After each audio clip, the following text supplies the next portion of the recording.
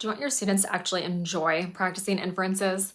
What if I told you that all it takes is a short mystery and a little detective work to get them using evidence, making predictions, and strengthening their reasoning skills, all while having fun? So let's turn your classroom into a detective agency.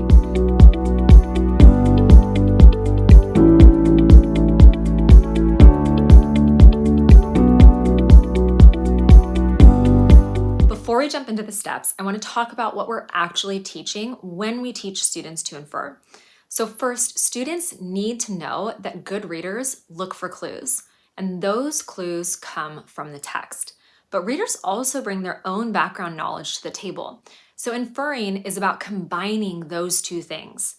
Second, we want students to understand that there isn't always one right answer when making inferences. Details in a story can often be interpreted in more than one way. However, some inferences are stronger than others, and what makes an inference strong is how well it's supported with evidence and reasoning. And that's our end goal. Not just guessing, but thinking critically and supporting interpretations with proof. Okay, so here's how we're going to teach this using a short mystery. So step one, you'll need a mystery to use with your class. You can just search 5-minute mystery online and you'll find tons of options, videos, podcasts, short reads. We've also included a free mystery lesson that you can grab and use right away. And once you have your mystery, you want to start by activating prior knowledge. So ask your students, what do you look for when reading or watching a mystery, or how do you figure out the solution? Jot down all of their answers on the board and encourage them to even share their favorite mystery books or their favorite mystery shows that they've enjoyed.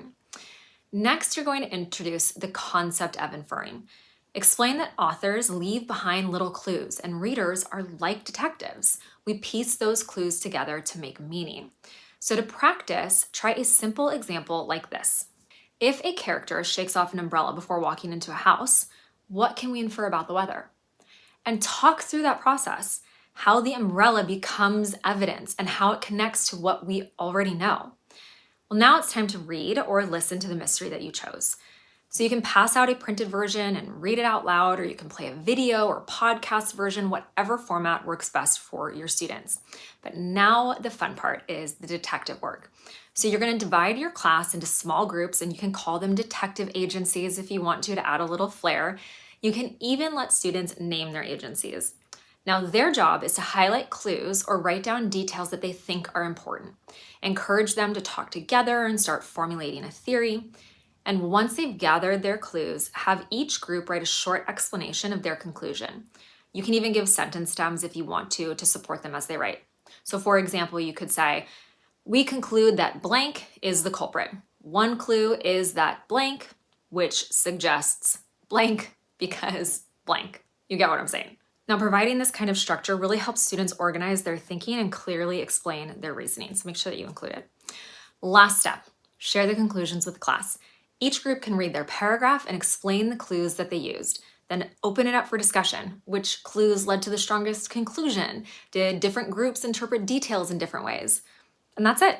This activity is easy to repeat throughout the year using different short mysteries. And once your students get the hang of it, they can even write their own. It is such a great way to build inferencing skills, encourage evidence-based thinking, and engage your students with verbal reasoning in a memorable way.